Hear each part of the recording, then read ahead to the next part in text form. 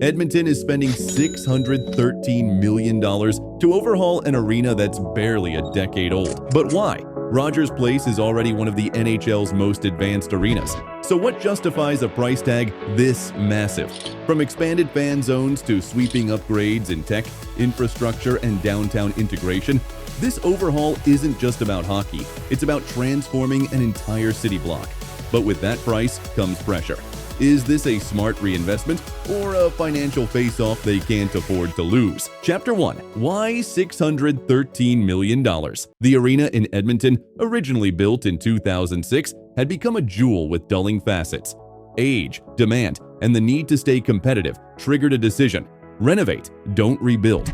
A $613 million overhaul was planned to serve not just as cost-saving, but as a fast track to becoming North America's most advanced hockey venue outside the Premier League markets. That number covers interior restructuring, roof renovation, concourse redesign, technology integration, and expanded hospitality zones.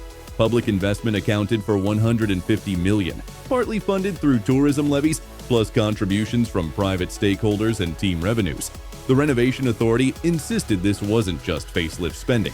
It was strategic Keynesian investment to preserve tax revenue via game attendance, concerts, and year-round events. Critics called it extravagant. Supporters called it visionary. Only time would show whether that figure was civic brilliance or folly. Chapter 2. Rewriting the fan experience. Step inside after renovation, and you might think the arena was built yesterday. You'll enter through a grand atrium, glass spanning over 6 stories.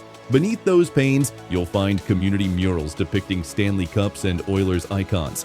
Suddenly, fans are walking into story frames, not dark corridors, but luminous passageways. Seats are reclined, more ergonomic, and heated in premium sections. They swivel gently for sightlines no matter where you're seated. Legroom has grown noticeably. Bucket seats were replaced. Accessible distribution is generous, creating space for all fans. Restrooms have multiplied, not just in number but in position, eliminating half-minute or more waits. Food and beverage stalls appear almost every 20 meters. During high-demand periods, automated drink dispensers limit congestion. Interactive ordering via smartphones, live tracking of bar queues, and instant pickup zones all are baked into an internal app. The old scoreboard gave way to a center-hung superboard, 12 meters wide, 4 meters tall, with internal brightness adjustments, ultra-fine pixel arrays, and frame-by-frame replay clarity. Surrounding screens run live stats, social media hashtags, fan polls. These screens react to in-arena noise levels, tuning up the light show when the fans get loud and dimming during timeouts. It's not just digital fluff, it's a feedback loop, a conscious attempt to turn crowd energy into spectacle. Better still, the acoustics were remodeled. The roof was reshaped through internal baffles and reflective panels that focus sound toward seats. The goal horn, which once felt like thunder, now reverberates deep in the chest. Every cheer ricochets. The result? Reports show game day noise now peaks at over 117 decibels, just shy of ear-splitting, but not for the faint-hearted. Chapter 3. Hospitality from basement to sky. This is where the renovation gets bold. Experience zones now span 3 stories, starting beneath the stands, rising to rooftop lounges.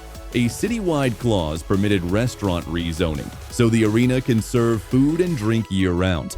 The lowest level holds a panoramic sports bar that wraps 90 degrees around the rink. Underground conference rooms open onto the concourse, ideal for NHL meetings, corporate retreats, or intimate wedding receptions overlooking ice.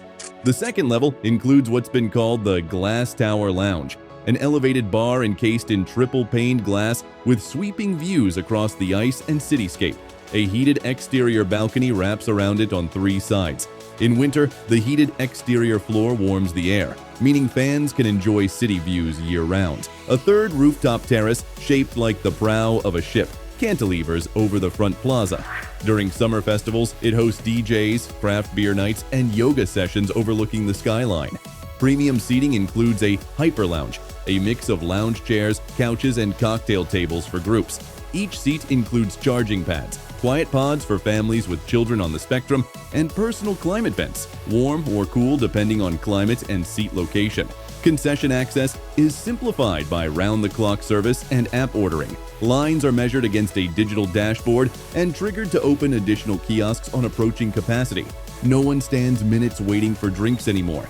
Accessibility was prioritized. Ramps replace older stair-only corridors. Wheelchair sections include companion seats, climate sensors, USB and wireless charging ports at arm level. Tactile maps and braille markers were added. The result is a bowl that's as comfortable for the entire community as it is for hockey royalty. Stick around until the end to see which hidden drone launch pad can deliver jerseys during intermissions and to discover how this stadium can flip from hockey to concert setup in just a couple hours. Chapter 4. Converting and Climate Control. An overlooked hero in this overhaul is sustainability and logistical wizardry. The roof's exterior was replaced with translucent panels equipped with adjustable tint and solar shading. During sunny game days, they dim automatically to reduce heat gain inside. During cold weather events, they open slightly to let sunlight warm the concourse. It's climate-aware architecture. Under the ice lies an innovative turf sliding system, a hydraulic pitch tray that raises, tilts, and retracts the ice surface onto heated rails inside the sloped seating area. After the last face-off, crews can retract the ice in 90 minutes, dropping in concrete sleds to form a temporary concert floor which can support 2,000 weight. Then cooling units melt the ice. Within 12 hours, the arena can host a concert with capacity unchanged above 50,000. Even more clever is a retractable snow belt canopy over the player benches that calibrates with the ice. It keeps snow from settling inside during climate transitions, speeding up conversions.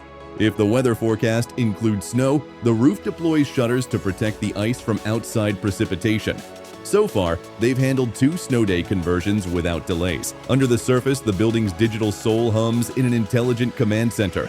Power usage, crowd density, lighting, sound, food cues, they're all variables feeding an AI suite. Pre-alerts tell engineers to raise Yokohama warmers when capacity hits 80% or to dial temperature up in zones that detect slower circulation.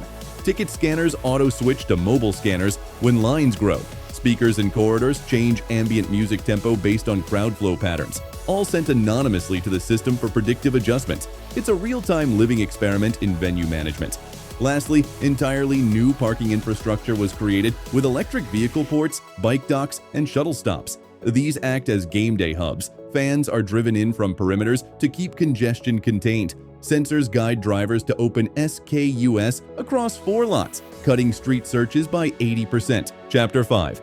Civic Impact, Criticism, and the Future. A $613 million overhaul isn't just architecture, it's civic reckoning. The city underwrote a large slice via bonds.